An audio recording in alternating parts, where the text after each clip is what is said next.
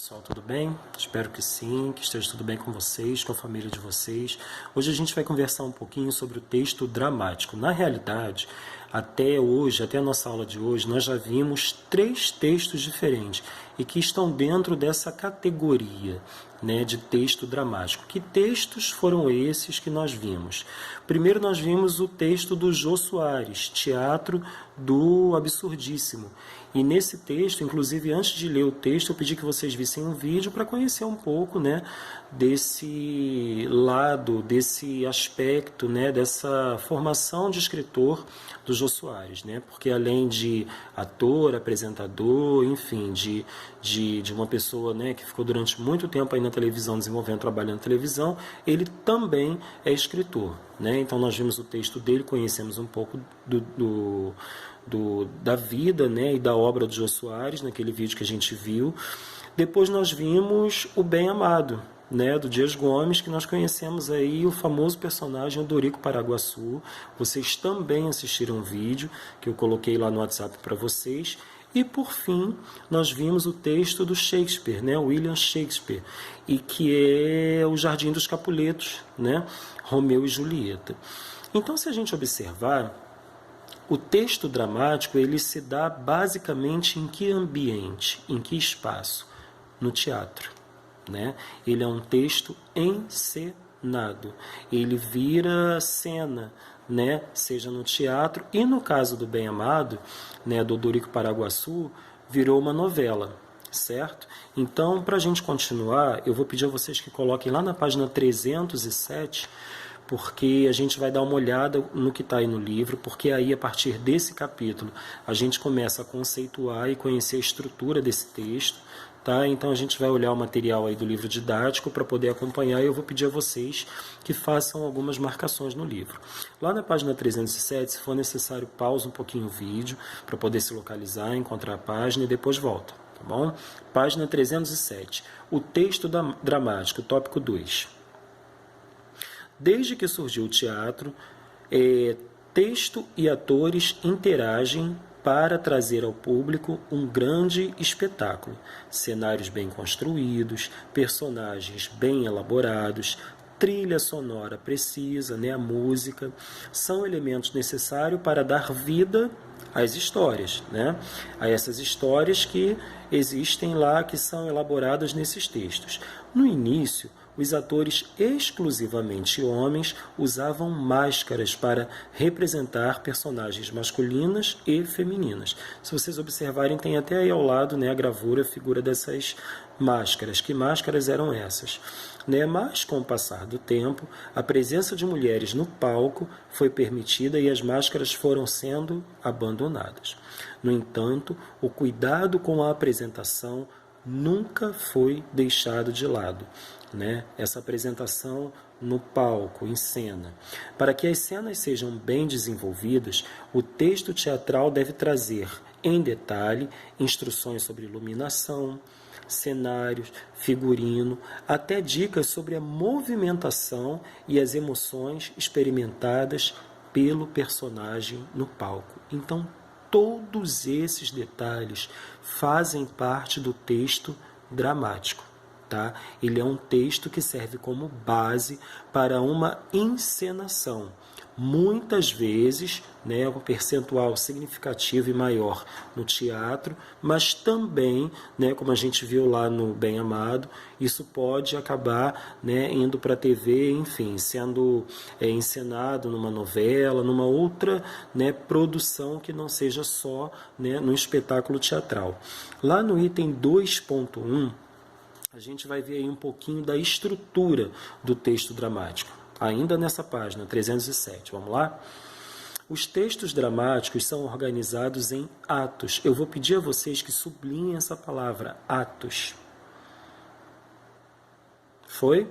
Que garantem a progressão temática do espetáculo. Então, o que garante que o espetáculo caminhe, progrida? São esses atos registrados no texto dramático, certo? Ok? Esses atos são marcados pelo fechar das cortinas ou pelo escurecimento do palco, podendo haver um intervalo entre eles.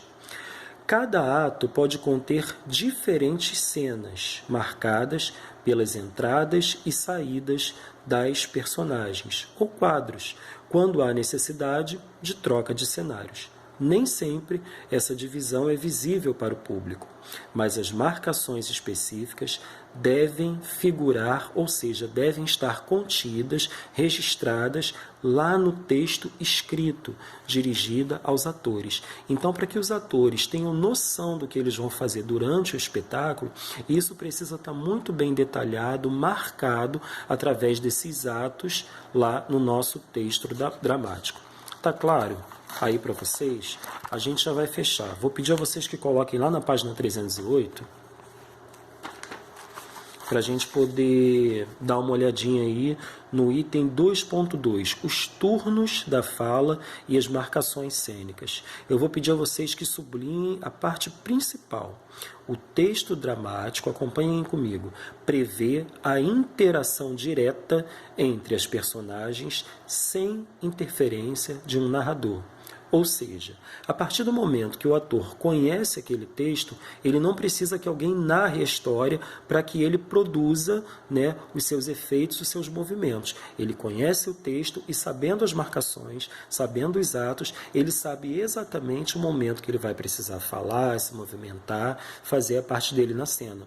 Então ele depende, né, muitas vezes, né, que o outro faça o seu papel, diga o seu texto, fale o seu texto, para que ele possa continuar. Né? Então, isso é por isso que eu pedi para vocês marcarem lá na outra página. Isso é o que nós chamamos de atos. Então, é a partir desses atos que o ator, né, se organiza para poder fazer a sua atuação ali no palco.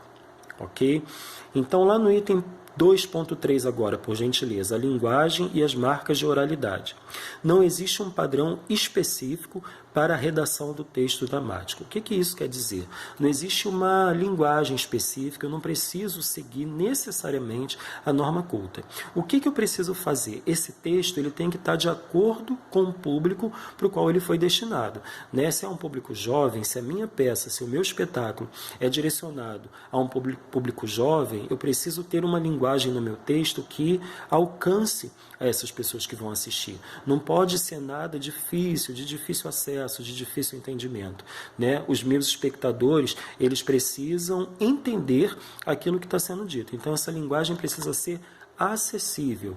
E aí, continuando, o importante é que a linguagem empregada deve estar de acordo com o perfil da personagem e com o contexto da história. Então, se eu estou falando, se eu estou narrando uma história do sertão, eu não posso, né, exigir, eu não posso colocar no meu texto, melhor dizendo, a fala de um carioca, né, de um baiano, talvez. Eu tenho que colocar aquela fala mais truncada, né, que é a fala específica de quem está lá no sertão. E aí eu não estou me referindo a Nordeste em específico, porque Nordeste as pessoas não têm essa fala, né, dependendo da localidade, essa fala mais truncada, mas no sertão sim. Então eu preciso ter noção desse recorte, desse lugar, né, que eu estou contando essa história, para que essa fala esteja de acordo com o personagem, de acordo com o cenário e que o meu público entenda aquela fala, ok? Então vamos lá. Mantendo a coerência, né, entre os elementos. Então, todos esses elementos precisam caminhar em harmonia, isso é a coerência, e volto a dizer, o texto dramático precisa estar acessível ao público que vai assistir. Só relembrando, até aqui nós vimos 3 exemplos de textos dramáticos, né? Jô Soares, Dias Gomes e Shakespeare, nós vimos eles 3, nós vamos continuar vendo, mas hoje eu achei importante, né, a gente estar aqui conversando um pouco sobre conceito, estrutura, linguagem empregada nesses textos, e nós vamos agora continuar lá pelo WhatsApp, dando uma olhadinha lá no material de vocês, no livro didático, para a gente poder caminhar ainda falando um pouco do texto dramático, tá bom? A gente continua lá no WhatsApp. Até breve.